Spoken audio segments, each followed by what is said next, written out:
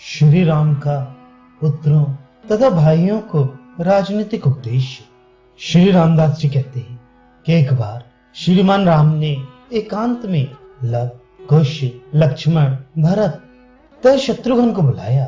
उन्हें विस्तार पूर्वक राजनीति की शिक्षा देते हुए कहने लगे, हे वत्स, कुश तथा भरत आदि भ्राताओं, तुम लोग सचित्त होकर सुनो।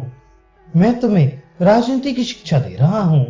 हे कुश, मेरे वैकुंठ चले जाने पर तुम राजा होगे, इसलिए तुम विशेष रीत से मेरी शिक्षा को सुनो। जिस राजा को चिरकाल तक इस संसार में जीवित रहना हो, उसे चाहिए कि वो कभी झूठ ना बोले। जो राजा कामी और क्रोधी नहीं होता, वो ही सुख से रह सकता है। राजा को चाहिए कि वो दूसरी की स्त्री से प्रेम ना करे। सत्य, शौच अर्थात पवित्रता, दया, क्षमा, स्वभाव में कोमलता, मीठी बातें, ब्राह्मण, गौ, संत तथा सज्जनों पर श्रद्धा, ये 7 गुण राजा के लिए परम कल्याणकारी हैं। निद्रा, आलस्य, मद्यपान, जुआ, वेश्याओं से प्रेम, ज्यादा खेल कूद और अधिक शिकार खेलना, ये राजा के 7 दोष हैं। राजा को चाहिए कि वो राज्य की प्रजा का पुत्र के समान पालन करे और उससे आय का षष्ठांश कर के रूप में सर्वदा लेता जाए। राजा के कर्तव्य है कि वह गुप्तचरों द्वारा राज्यवर्ग का समाचार मालूम करता रहे। दूसरे राजा के राज्य की गतिविधि भी देखने के लिए वेश बदलकर 5-5 या 2-2 दूत नियुक्त कर दे। अपने दूतों के सिवाय किसी और व्यक्ति पर विश्वास न करे। समय समय पर जैसा उचित समझे साम, दान आदि नीतियों का प्रयोग करता रहे। समय पाकर युक्ति के साथ अपना कार्य साधन करे। जो कार्य अपने मन में सोचे वो किसी से ना कहे, स्वयं चुपचाप करता रहे। नौकरों के विश्वास पर राजकाज न छोड़ दे। महीने महीने अपने खजाने की देखभाल स्वयं करे, नौकरों के विश्वास पर ना छोड़ दे। साल भर बाद अपने मंत्रियों के साथ नगर की खाई आदि की भी जांच करे। 4-4 महीने में अपने शस्त्रों, मार्गों तथा कोठार आदि का निरीक्षण करता रहे। एक पक्ष में या 8वें रोज हाथी घोड़े आदि देखे। महीने महीने कपड़ों की देखरेख करे। प्रति तीसरे दिन अपने यहाँ पाले हुए सुग्गे, कोयल आदि चिड़ियों को देखे और 6वें महीने अपनी सीमा पर नियुक्त अधिकारियों की निगरानी करे। सर्वदा अपने राज्य में रहने वाले मनुष्यों पर ध्यान रखे। महीने महीने सेना की देखभाल करे और 6वें महीने राज्य के कुएं बावले आदि देखे। महीने महीने बगीचों में स्वयं जाकर देखभाल करे या मंत्रियों को भेजते। साल भर बाद 6ठे अथवा तीसरे महीने सेना के साथ साथ राजा अपने राज्य में दौरा करे। इस बात का सदा ध्यान रखे कि देवताओं, ब्राह्मणों, यतियों तथा गुरुजनों में किसी प्रकार का असंतोष न फैलने पाए। धन का आय व्यय स्वयं देखे और आय का चतुर्थांश मात्र व्यय करे। किसी विकट समस्या के आ जाने पर आय का तृतीयांश खर्च करे, किंतु आय का आधा खर्चा कभी भी न होने पाए। मंत्रियों को सदा प्रसन्न रखे, न विशेष क्रोध करे और न किसी से विशेष प्रेम ही रखे। दुर्ग की रक्षा करने वालों के साथ कभी विरोध न करे। खानों के पास रहने वाले, राजधानी से दूर किसी नगर में रहने वाले, दुर्ग तथा पर्वत निवासी, जंगल में रहने वाले, समुद्र के टापुओं में निवास करने वाले, समुद्र तट पर रहने वाले, विदेशों में रहने वाले, द्वीपांतर के निवासियों तथा किसी भी देश के रहने वाले लोगों की प्रत्येक पक्ष में राजा देखभाल करता रहे। गुप्त रूपधारी, सन्यासी वेशधारी, अवधूत, वणिक तथा नागा का वेश बनाकर दूसरे के राज्य में घूमने वाले गुप्तचरों से अन्य राष्ट्र का समाचार मालूम करता रहे। उन दूसरे देशों में प्रति वर्ष नए अधिकारी बदलता जाए। राजा को यह उचित है कि किसी प्रदेश का अधिकारी बनाकर किसी नौकर को ज्यादा दिनों तक उस प्रदेश में न रहने दे। दूसरे राजाओं की सेना तथा अपना सैन्य बल बराबर देखता रहे। यदि किसी दूसरे राष्ट्र का गुप्तचर अपने राष्ट्र में दिखाई दे जाए तो उसे किसी प्रकार का दंड ना दे। दूसरे राज्य के दूत को दंड ना देना नीति शास्त्र का नियम है। यदि दूसरे देश का दूत मिल जाए तो राजा को चाहिए कि उसे सम्मान पूर्वक छोड़ दे। अपने सीमा प्रांत में रहने वाले निजी दूतों को बराबर शिक्षा देता रहे। यदि दूसरे राष्ट्र का दूत मिल जाए तो राजा को चाहिए कि सूक्ष्म दृष्टि से इस बात पर विचार करे कि उस देश के राजा ने किस लिए मेरे राष्ट्र में अपना दूत भेजा है। जो अपने आगे चलने वाले हों या पीछे चलते हों, उनकी तथा सेनापति, मंत्री, अपने प्रतिनिधि, सारथी, चमर डुलाने वाले तथा पास रहने वाले लोगों के दान मान से प्रसन्न रखे। देश, काल, बल, कोश और अपना उत्साह देखकर अच्छी तरह विचारे और शत्रु के बल आदि का भी निरीक्षण परीक्षण करे। फिर अपना बल, मित्र के मित्र का बल और अपने सुहृदों के सुहृदों का बल देखकर राजा को चाहिए कि अपने शत्रु का बल देखे। तब इस बात पर विचार करे कि कौन राज्य अपना साथ देने वाले हैं और कौन शत्रु का।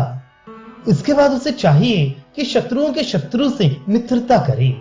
दूसरे के शत्रु की पहले तो रक्षा ही ना करे, और यदि रक्षा करे तो भी खूब अच्छी तरह देखभाल कर। यदि शत्रु की सेना किसी प्रकार अपने पास आ ही जाए तो उसकी रक्षा करे। शत्रु के मित्र की सेना एवं शत्रु के सुहृद की सेना की भी रक्षा करे।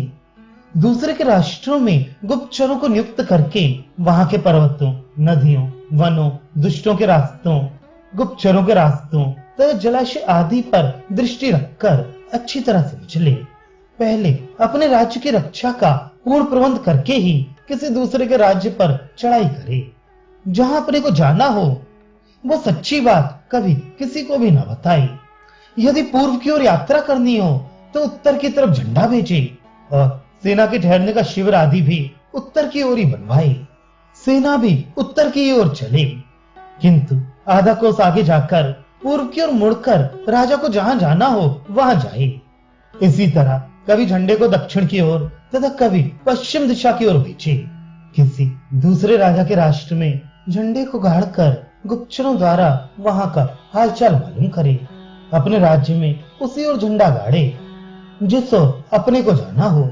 शिविर आदि भी उसी तरह बनवाए। राजा को चाहिए कि अपने यहाँ तो बंदूक आदि यंत्र तथा अन्य आयुध, वाहन और सेना को सदा बढ़ाता हुआ धन धान्य आदि का भी भली प्रकार संग्रह करता रहे। अपने राष्ट्र, किलाओं, बाजारों और अपनी खास राजधानी तथा निर्जल वनों में प्रचुर धन खर्च करके बड़े बड़े जलाशय बना दे।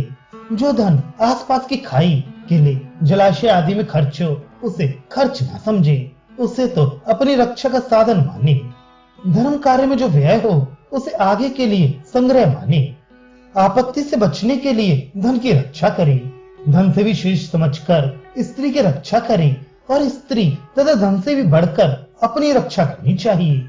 अपनी आय में से एक चवन्नी भी किसी से पाना हो तो लेकर ही छोड़े, किंतु समय पड़ने पर यदि करोड़ों के खर्च की आवश्यकता पड़ जाए तो खर्च कर दे, रुपए का मुंह ना देखे। अपने नगर के बाहर बिना सेना के कहीं ना जाए।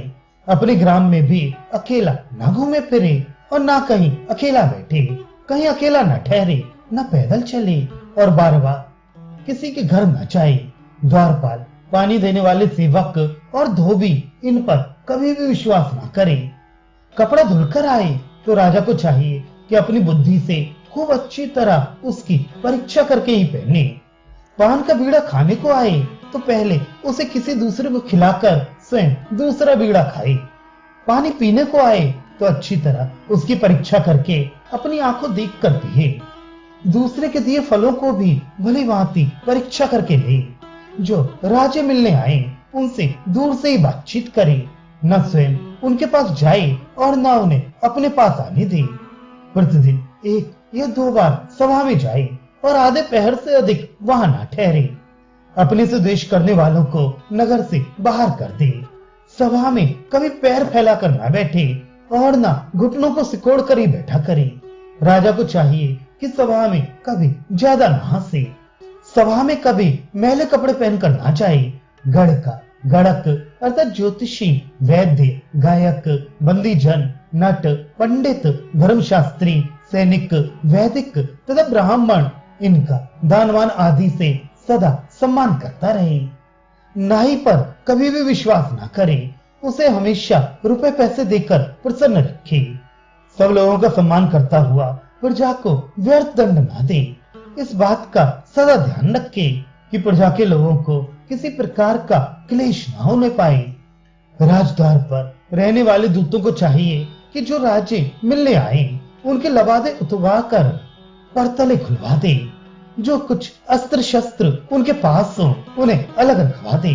फिर अच्छी तरह देखभाल कर राजा से मिलने को भीतर जाने दे।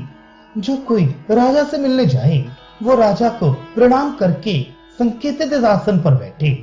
जो मांडलिक राजे हों उनके लिए राजा के सामने कुर्सी डाली जाए। वे राजा के सामने हाथ पर समेट कर राजा की ओर निहारते हुए बैठे। राजा के सामने न हंसे, न जमाई लें और न बार बार चीखें, न बार बार थूकें। जब राजा के सामने जाए और लौटे तब बराबर राजा को प्रणाम करें। राजा के सामने जोर जोर से बात न करें। राजा को चाहिए कि वो सभा में कवच धारण किए बिना न बैठे। जब शिकार खेलने जाए तब वहां हाथी तथा गर्भिणी मृगी का शिकार कभी न करे। जो जीव पानी पी रहा हो, जो सोया हो और जो भाग करके अपनी शरण आया हो, ऐसे जीवों का शिकार कभी न करे। शिकार खेलने जाए तब आठों दिशाओं में कुछ लोगों को नियुक्त करके शिकार खेले। रात्रि के समय अपने किसी मित्र के साथ कंबल ओढ़कर महल से बाहर निकले। पुरद्वार के फाटकों में लगे हुए अर्गला दंड आदि देखे।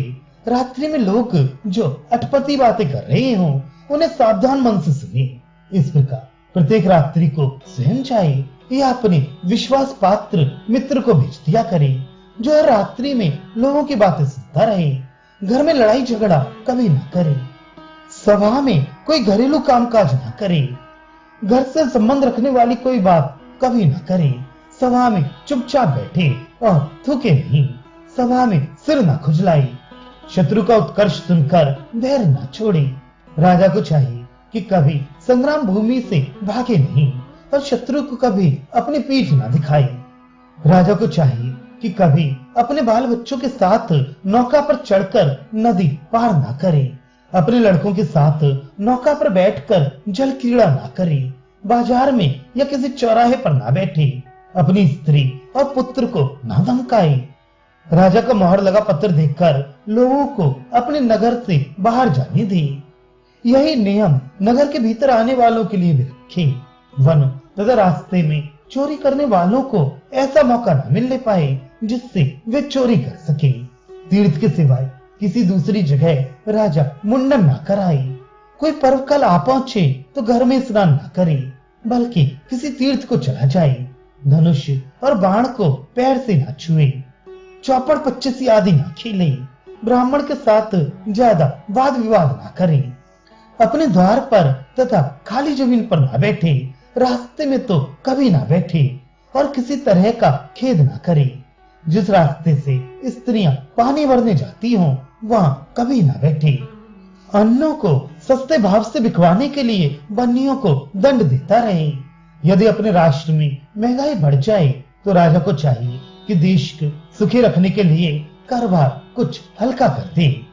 कभी अतिशठता ना करे और रुपए लेकर चोरों को ना छोड़े। राजा को उचित है कि मुंह देखा न्याय ना करे। न्याय करने का भार दूसरों के ऊपर न डालकर स्वयं करे। यदि कोई दुखी राजा के पास अपना दुख सुनाने पहुंचे तो राजा को चाहिए कि दुखियों के सारे दुख आदर पूर्वक सुने। दुखिया मनुष्य से किसी प्रकार की घृणा ना करके उसे अपने पास बुलाए और उसकी दुखमयी कहानी सुने। किसी तरह का घमंड ना करे। वैद्य, जोशी, नट, पंडित, वैदिक, वीर, गायक और धर्मात्मा इनका आदर करे।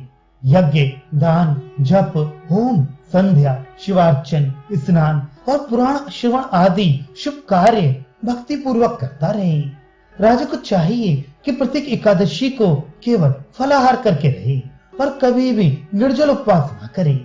राजा के समीप पहुंचकर ब्राह्मण जो मांगे सो उसे देते क्योंकि ब्राह्मण देवता के समान होता है।